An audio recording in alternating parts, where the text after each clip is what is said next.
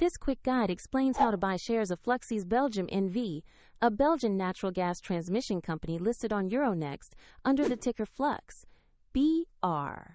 This is educational content only and not financial advice.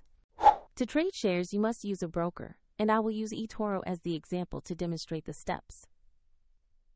After registering, you will need to verify your account, typically with an identity document, and add funds before you can buy. Use the platform search box to find the company by name or ticker.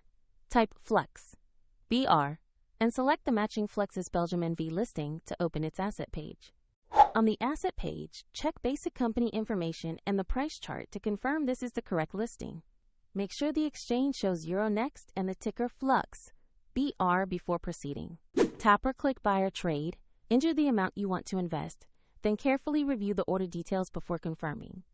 If the market is closed, the order may be queued for the next session, and if you lack sufficient funds, the platform will prompt you to add money before it confirms the purchase.